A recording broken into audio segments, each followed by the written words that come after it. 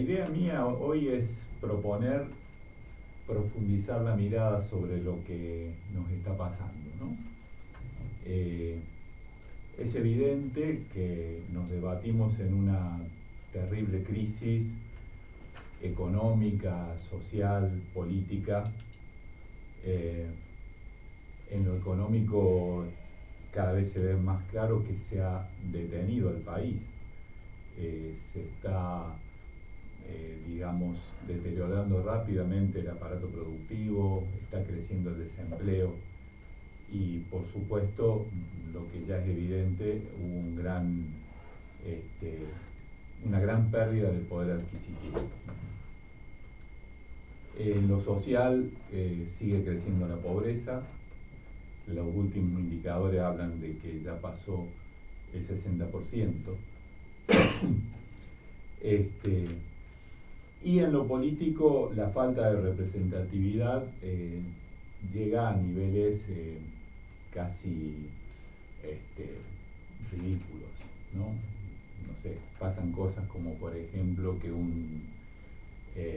una gran marcha en defensa de la educación pública y de las universidades tenga la asistencia de diputados que al día siguiente, cuando se los convoca a tratar el aumento del presupuesto, no dan quórum, ¿no? Y después salen y sacan un comunicado en defensa de la universidad pública. Es como que ya es toda una especie de circo que de alguna manera viene a confirmar ese voto bronca que instaló el gobierno actual. O sea, si necesitaba la gente sentir que el sistema político como estaba funcionando no lo estaba representando, bueno, le están dando la razón. Ahora, frente a eso, obviamente que la primera sensación, la primera reacción es decir, que pase algo y esto termine rápido. Salgamos rápido de aquí, busquemos la forma de pasar página y entrar en otra etapa que no sea tan cruel, que no sea tan terrible para grandes sectores populares. Y desde ese punto de vista, obviamente todos intentamos unirnos, todos intentamos recuperar fuerzas, todos nos esperanzamos con la marcha del otro día y es lógico y está bien. Y escucho a muchos compañeros diciendo, bueno, la gente se va a dar cuenta rápido y va a modificar nuevamente el voto, porque cuando se queden sin trabajo, cuando la plata no alcanza, rápidamente la gente empieza a reflexionar y a modificar su posición. Yo lo que quería llamar la atención acá, por eso hablaba de profundizar la mirada, es si con eso se resuelve el problema. Si el verdadero problema es que ganó Milei, o el que haya ganado Milei es la consecuencia de un largo proceso de degradación de la democracia, de extravío del rumbo que tenemos como sociedad. Y a mí me parece que tenemos, además de un gran problema, tenemos la oportunidad de revisar de fondo dónde empezó a desviarse para llegar a donde hemos llegado. Creo que si simplemente nos quisiéramos sacar el problema de encima, nos quedaríamos con un montón de cosas que venían de antes de esta situación. ¿Qué pasaría con una sociedad que acepta que se mienta con impunidad, por ejemplo? ¿Dónde queda la gente que fue aceptando la mediocridad de la que hablábamos el sábado pasado? ¿Qué pasaría con la violencia que se fue instalando en los sistemas de relación que tenemos cotidianamente? Que vamos aceptando como cosa natural situaciones de violencia que hace 10, 15 años nos hubieran escandalizado. ¿Qué pasa con la necesidad de simplificación extrema que tienen grandes sectores de la sociedad y sobre todo los jóvenes? ¿Qué pasa con esa manera de razonar, o mejor dicho, de no razonar, buscando una respuesta rápida, buscando algo que no le haga trabajar el cerebro, que es lo que encajó claramente con la manera de proponer de Milei y de esta nueva forma de hacer política? Porque el otro día escuchaba en un programa un periodista que iba más o menos en el sentido que yo estoy proponiendo, y hizo una especie de juego. Había un dirigente de izquierda en su programa y le dice: ¿por qué dirías vos que crece la pobreza? Y este dirigente empieza a explicar y a dar su argumentación, y en un momento el periodista lo corta y dice: llevas 3 minutos argumentando y todavía no terminaste en la conclusión. Y está bien lo que estás haciendo. Ahora, ¿cuánta gente está escuchando? Hay muchísima gente que, si estaba escuchando, se cansó. Entonces a esa gente, que es mucha, les resulta más simple decir: y la pobreza es porque existen los políticos. Y sale con una respuesta rápida, simple, concreta, estúpida, pero que encaja perfectamente en el que ese sector de la población está demandando. Ese sector de la población desaparecería simplemente porque pierda Milei, o lo tenemos dentro, o lo tenemos conviviendo con nosotros. Esa gente a la que nosotros le proponemos un conversatorio, y no solo que no te escucha, sino que si alguien fuera concretamente a invitarlo, te diría: ni loco. ¿A qué? ¿A razonar? Es quizás esa misma gente que hace unos años atrás vos le decía: che, quiero ir al cine porque esta película me dijeron que está muy buena porque habla de esto. Yo al cine para ir a pensar, estás loco. Eso me lo decían amigos míos. Bueno, todo eso, ese proceso viene avanzando y viene creciendo. Y si no entramos a revisar dónde empezó, dónde perdimos el rumbo, dónde empezamos a convertirnos en una especie de zombie progresivo, donde nos empiezan a formar un cerebro que tiende a escaparle a la dificultad, a escaparle a la complejidad.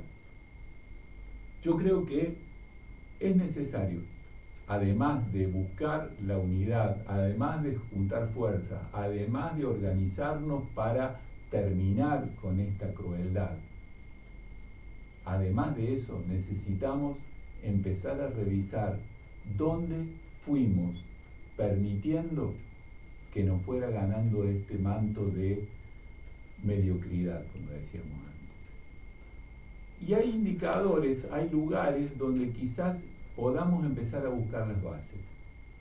Una de ellas, me parece, es sobre qué valores estamos formando nuestra sociedad, sobre qué valores pretendemos organizarnos para vivir juntos y de qué manera transmitimos esos valores. Y ahí entra un eje, la educación. ¿Cómo estamos educando? Y por eso me parecía interesantísimo la visita de Silvia, que quizás tenga cosas para decirnos en ese sentido que nos ayude a pensar más. Bien. Adelante, sí. Bueno, acá quedó la pelota en el campo de la educación. Coincido con el análisis. Milei es un datum emergente de una situación de larga duración cuasi estructural. que tiene que ver, digamos, para mí, ¿no?, con una profundización y un incremento, bueno, de la desigualdad, de la injusticia, pero también con una progresiva tendencia a desafiliar a los sujetos de esta sociedad de su compromiso y de sus posibilidades de leer una realidad, de analizarla con protagonismo, de ejercicio de la razón, y del pensamiento reflexivo, ¿no? Se ha expropiado a la sociedad de esta posibilidad. Y es doloroso decirlo así, es muy doloroso. Y en el caso de la educación, a ver, lo primero que voy a decir es, siempre le digo a mis estudiantes, ¿no? Ejerzamos la crítica sobre los problemas, no sobre las personas. Entonces, cuando hago estos análisis, yo siempre me paro desde un profundo compromiso con la educación pública, profundísimo compromiso, y con el derecho a la educación, y desde ahí analizo, ¿no? Y me parece que la situación es muy compleja y que hay que hacer siempre un análisis en el campo educativo de las cuestiones coyunturales con las cuestiones y situaciones de larga duración, que se han transformado en estructurales, ¿no? El fenómeno Milei como dato de una realidad que ha venido siendo. Como emergente. Como emergente, exactamente, Manuel. Y digo, esa es otra de las cosas que para mí es un principio pedagógico, es, bueno, yo puedo analizar lo que hoy es en la medida en que lo interrogo en lo que ha venido siendo. ¿Qué es lo que vos proponés? ¿Sí? ¿Qué es lo que vos proponés? Entonces, hay sí un dato de coyuntura que yo no puedo dejar pasar de lado en educación y las consecuencias gravísimas que dejó, consecuencias que no han sido analizadas y que no han sido trabajadas. Y me refiero a la pandemia. Me refiero en educación. La pandemia, ¿qué significó? Significó la interrupción de la educación presencial, que es nuestra forma de educar. Nosotros tenemos un sistema de educación pública de carácter presencial. En los últimos tiempos, indudablemente, hemos asistido a cuestiones híbridas, las carreras a distancia, por lo general son en el tramo de la educación superior, pero la educación es presencial, es cara a cara. Y eso se interrumpió y fue un hecho inédito en escala global, pero también con una extensión muy amplia, muy relevante en el tiempo, ¿no? ¿Y qué pasó con esa interrupción? Yo creo que hay una profunda, que vino a agravar lo que ha venido siendo, una profunda desafiliación del estudiantado respecto de la rutina escolar, la enseñanza, los como un desarraigo. Como un desarraigo. Yo ahí quiero preguntarte algo, pero Yanu, ¿ponemos alguna... Me he convertido en el exégeta de Jorge Drexler. Maravilloso. Bueno, fuera de aire le preguntaba a Silvia recién, porque ella dijo que un hecho fundamental en este proceso fue la pandemia. Sí. Y le preguntaba si para ella la pandemia fue como el generador de un cambio de rumbo o vino a develar un rumbo que ya venía desviándose de antes, ¿no? Y yo le contestaba a Manuel que en verdad hay que indagar mucho sobre esta situación. situación que debería haberse investigado y no se hizo, pero lo que creo es que profundizó situaciones del sistema educativo, problemáticas de enseñanza y de aprendizaje que no encontraban rumbo, lo profundizó. Después voy a hablar de estas pedagogías débiles, de estas formas tecnocráticas que obturan el pensamiento y la razón, y también generó nuevos problemas, ¿no? Nuevos problemas. Porque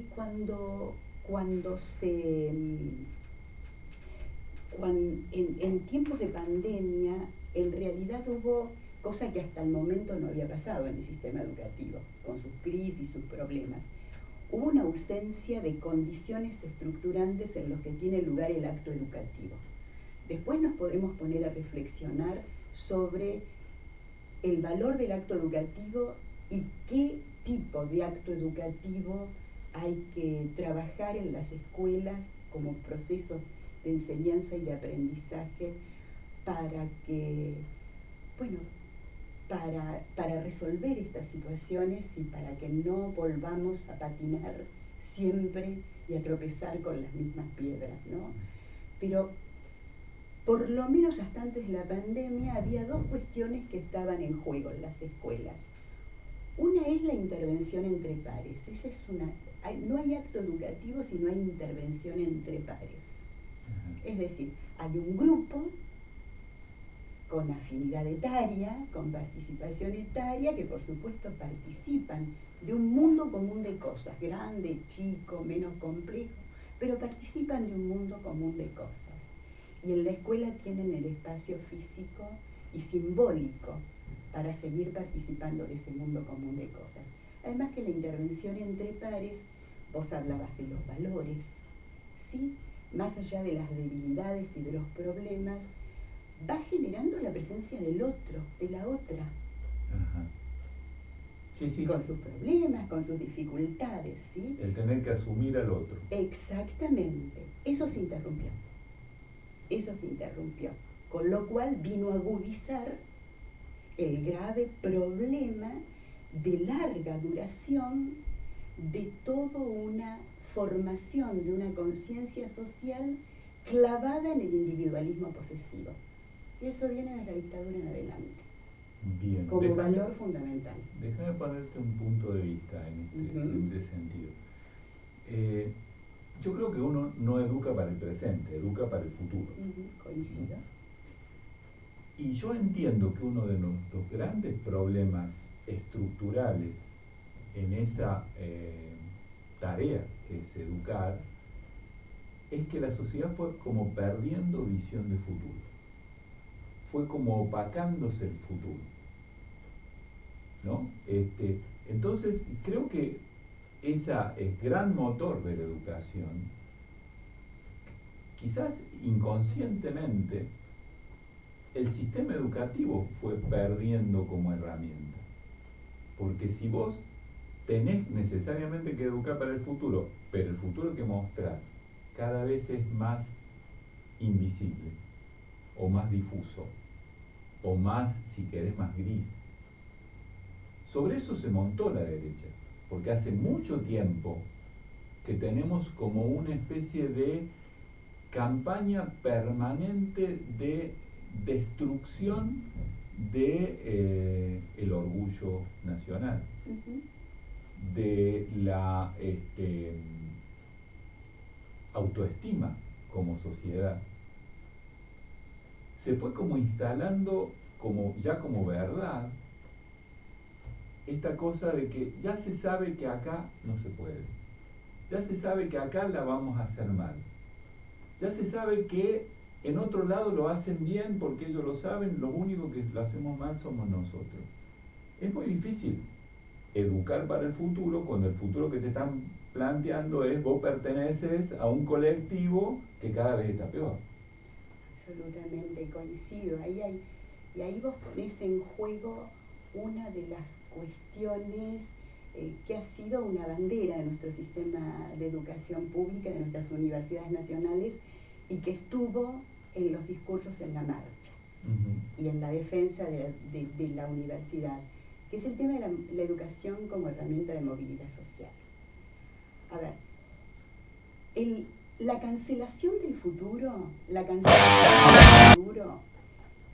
si me permitís, viene en los 90, si nos ponemos a hacer memoria, salió un librito que se llama El fin de la historia, de un politicólogo norteamericano de la escuela conservadora, asesor de Reagan y compañía, Fukuyama, El fin de la historia, de origen japonés, que decía, bueno, el futuro ya ha llegado, no hay que pensar en ningún otro futuro. El fin de la historia, ¿recordás? No hay a dónde ir. No hay a dónde ir. Por otro lado, lo que en este país, después de esta débil primavera democrática de recuperación del régimen constitucional, comenzó una profundización de una política de expropiación de los bienes comunes a los que todos los ciudadanos tenemos derecho, de empobrecimiento, de profundización de las desigualdades. Entonces, bueno, con la edad que uno tiene, cuando nos preparaban para seguir estudiando la escuela secundaria, decía, bueno, porque vos vas a llegar, vas a tener más posibilidades que yo, mis viejos obreros, que voy todos los días a la fábrica. Y en realidad eso era cierto. Y hoy los chicos, ¿qué ven? Digamos, científicos del CONICET que la pelean todos los días para que casi no tienen obra social, profesionales que quieren trabajar en el campo de lo público, al servicio de la sociedad, con contratos precarios, que ahora se encargan de dejarlos en la calle.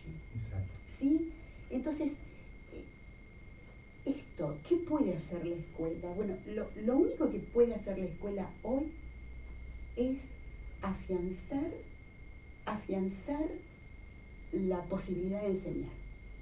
Yo creo que lo que está en juego hoy, a mí me preocupa mucho, lo digo con mucho dolor, es que tengo mucho miedo a la renuncia a enseñar, por todo lo que vos estás planteando.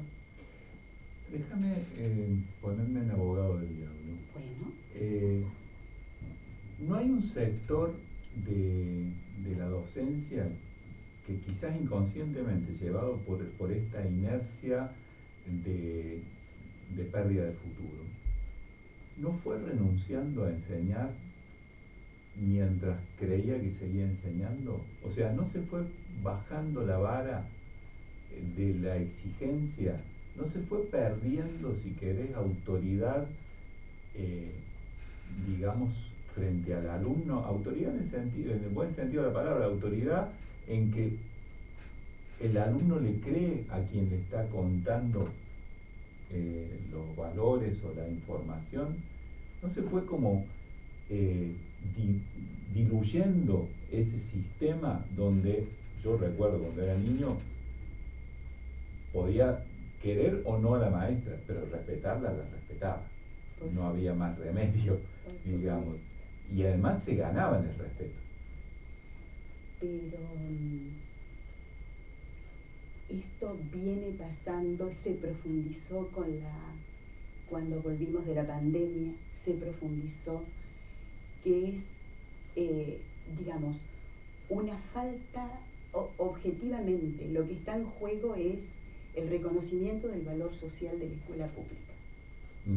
Si yo el otro día me emocioné en la marcha por la universidad, diciendo, bueno, parece ser que la universidad pública continúa siendo un valor socialmente compartido, lo digo para esperanzarme, pero acá me parece que el problema es que la pregunta que hago es, ¿la educación pública continúa siendo un valor socialmente compartido? Y acá hay un problema muy serio. Nosotros es dramático ver todos los días situaciones de violencia en las escuelas, madres que van a pelear, que increpan a los docentes.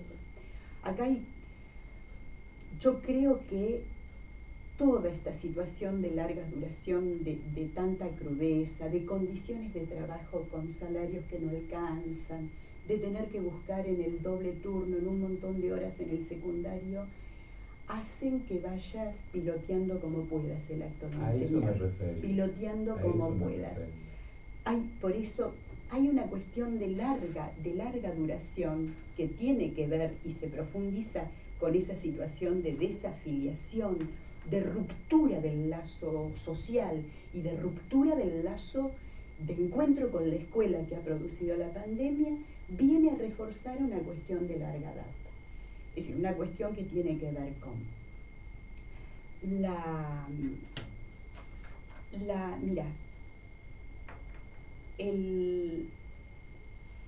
pérdida de reconocimiento de la autoridad del conocimiento. Exacto. Y cuando hay una pérdida de reconocimiento de la autoridad que tiene el conocimiento, para pensar la realidad, para actuar, para intervenir, de un conocimiento al que tengo derecho, al que tengo derecho a apropiarme y a redefinirlo con herramientas. Esta pérdida es una pérdida de autoridad y es la pérdida de la autoridad pedagógica en ese sentido, que va de la mano con una ignorancia de la producción, de la producción social, de las prácticas sociales de producción del conocimiento, pero también de las prácticas sociales de uso del conocimiento y de los saberes. ¿Se entiende? Ahí donde conecta con esto que yo hablaba de la tendencia a la simplificación, a escaparle a la complejidad, a escaparle al pensamiento, al razonamiento, que sería el pensamiento ordenado con una búsqueda, con un procedimiento, ¿no? Que creo que encaja perfectamente con el avance de las redes, con el avance de la tecnología, con la esclavitud de la pantalla, es como que es la tormenta perfecta. Exactamente. ¿No? Exactamente. Fíjate que hay una cuestión de larga data, ¿no? Si uno vuelve en el país a revisar los mandatos dictatoriales y las censuras dictatoriales, va a encontrar en el campo de la educación, para afianzar las políticas de dominación y de sometimiento y de disciplinamiento de la sociedad, tirar por la borda con que en los 70 los docentes nos veníamos formando, y en los 60 también, y te diría que desde mediados de los 50 también, nos veníamos formando exactamente en teoría crítica. Acá en Río Negro, cuando fundamos la UNTER, inauguramos esa fundación celebrando de la mano de Paulo Freire. ¿Sí? Nos vinculábamos a toda la producción latinoamericana, de pedagogías latinoamericanas. Traíamos y leíamos, por ejemplo, que la dictadura se encargó de borrar, toda la corriente de Vygotsky en adelante, como eran rojos, eran rusos, no pudimos usar más, de toda una psicología cognitiva que pone el eje en enseñanzas que afinen, que eduquen, que sensibilicen, operaciones de pensamiento, que los chicos aprendan a inducir, a deducir, a analizar, a comparar, a sintetizar, a transgredir, exactamente. Y Vygotsky va a plantear algo que es fundamental, que es que bueno, después si uno lee a Gramsci también lo encuentra, ¿no? Cuando Gramsci te dice hay que formar al productor y al dirigente. Y ahí, por ahí tiene que marchar la educación. Entonces, ¿qué tiene que ver? Que la razón, el trabajo con el conocimiento y la construcción de un pensamiento reflexivo necesariamente tiene que ir vinculado con la educación de la sensibilidad. Exactamente. Con la educación de la sensibilidad. Que no tiene solo que ver con lo intelectual. Que no tiene que ver con lo intelectual. ¿No? ¿Y qué ha pasado? todo esto al tacho de la basura, porque es disruptivo para el poder instituido, para este capitalismo caníbal que ha venido siendo, y vienen las pedagogías débiles. Es decir, ¿qué son las pedagogías débiles? Son pseudoteorías, porque no tienen ese estatuto, pseudoteorías pedagógicas, en el campo de la didáctica también, fundamentalmente de ejercitar y enseñar algunas habilidades y destrezas para operar en contexto específico y frente a una situación específica. O sea, una especie de adaptación a la mediocridad. Una especie, es decir, porque lo que yo no tengo herramientas ni teóricas ni metodológicas para construir alternativas, ni tengo herramientas para analizar la situación que me proponen. Cortamos un poquito y así vamos yendo hacia las conclusiones. Encarguémonos de eso, no solo de lo emergente. Veamos las cosas, como decía antes, con una mirada un poquito más profunda y más abarcadora, pero para buscar la salida, para buscar soluciones, no para entregarnos. Así es, y creo que en la educación hay mucho para hacer y no hay que dejar la escuela. No hay que abandonar la escuela y no hay que abandonar la enseñanza. Y somos los docentes y las docentes los que tenemos el derecho a seguir enseñando, porque nuestros pibes tienen derechos a seguir aprendiendo, pero aprender bien, ¿no? Entonces se me ocurre, por eso el valor de los sindicatos docentes, el valor alguna vez tuvimos en esta provincia de Río Negro una coordinadora de padres que paró la implementación de la Ley Federal de Educación. Sí. Creo que una de las cuestiones parte de eso. Bueno, la escuela, ahí.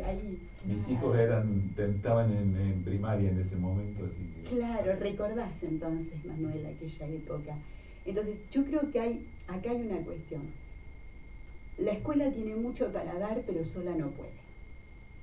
Acá se necesita de volver a hacer una alianza con las familias, un contrato pedagógico con las familias, un contrato pedagógico con las instituciones de una sociedad donde hay espacios colectivos, como esta biblioteca, los clubes. Ahí tiene que haber una alianza tejida desde abajo. Recuperar la conversación en la sociedad, donde empecemos, porque la conversación ¿para qué era? Para mirar entre todos los problemas comunes, básicamente. Cuando nosotros llamamos los conversatorios, lo llamamos en ese sentido.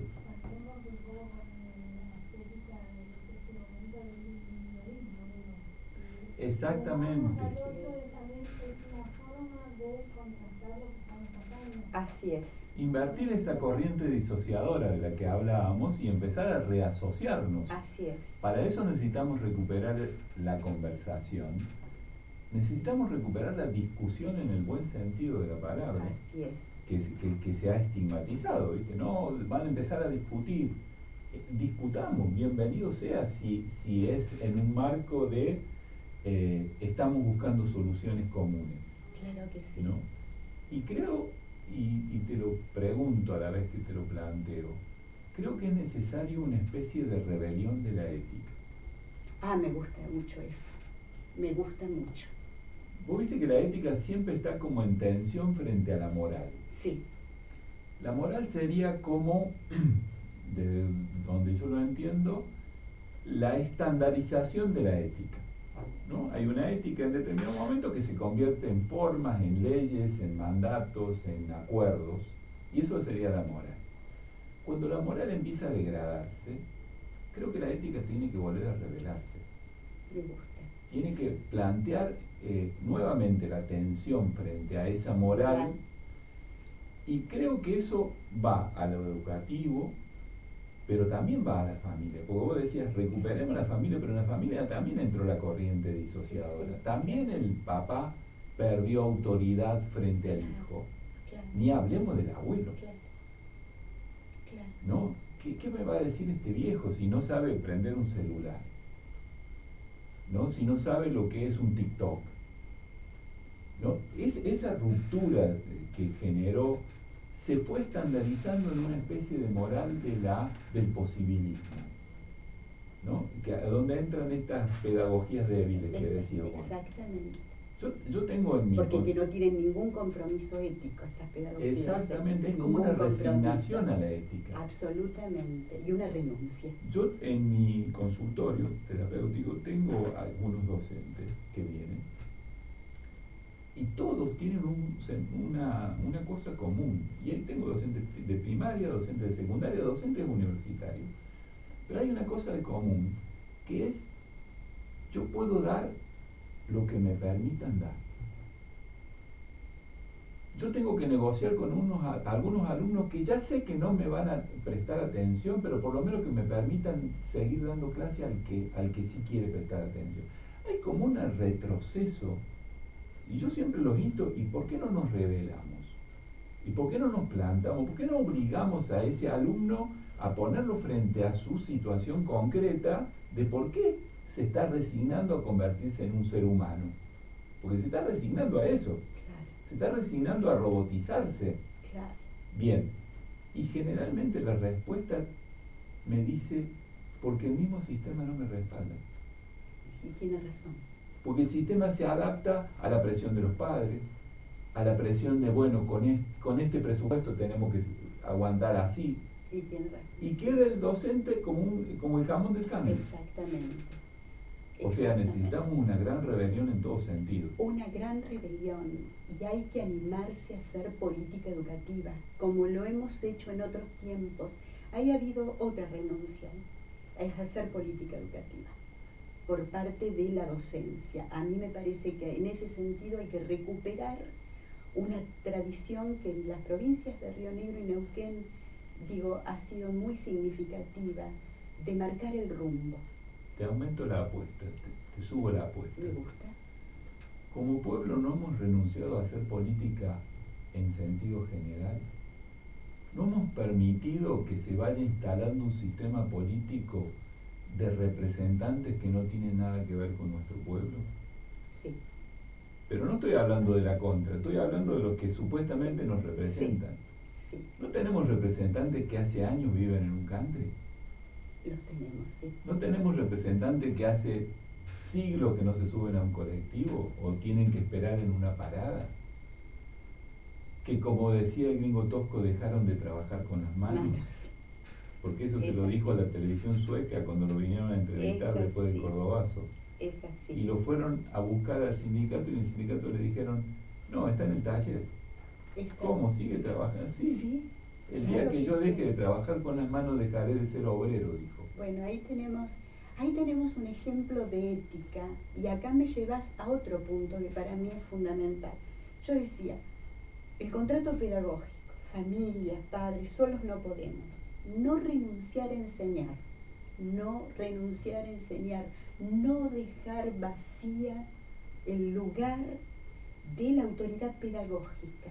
Ahora, esa autoridad está legalizada porque entramos, hicimos concursos o como sea, como entremos, pero esa autoridad se legitima académica y socialmente cada día. Y personalmente. Exactamente. Entonces, volver a recuperar esa autoestima de autoridad pedagógica. Pelear en clave de política educativa, porque acá hay que resolver otra organización de la escuela como espacio público. En la escuela tiene que haber recursos y tiene que haber medios para experimentar, para interrogar, para hacer música, para generar periódicos, para generar nuestros propios medios de comunicación. Exacto. Nuestros propios medios de comunicación y tiene que haber laboratorios, tiene que haber espacios comunes y tiene que haber una redefinición fundamental de la jornada laboral docente. Ya no se puede sostener la jornada laboral docente solo limitada a estar frente a alumnos. A ver, el docente, además de ser un trabajador de la educación, es un profesional reflexivo. Claro. Es un intelectual, trabaja con el conocimiento en clave de Gramsci. Entonces necesita tiempos para planificar su intervención pedagógica. Para organizar ese conocimiento. Para organizar ese conocimiento, para conocer más y mejor a ese estudiantado del cual es responsable, para organizar situaciones didácticas situadas, para entusiasmar, para apasionar. Necesita tiempo, y ese tiempo tiene que estar pagado. Y la tercera cuestión que a mí me parece fundamental es que hay que revisar, mira, desde los 90 en adelante, diría, desde con recupero a la democracia, incluso a los 80, la educación de la ciudadanía, la vertiente de la educación ciudadana, se ha hecho parte de los diseños curriculares. Formemos al ciudadano. Esto viene, bueno, digo, en la década, ¿no? Desde principios con la escuela pública. Claro, ahora, ¿qué concepción de ciudadanía? Yo aspiro a una ciudadanía crítica, y para formar una ciudadanía crítica me parece que la cuestión de la formación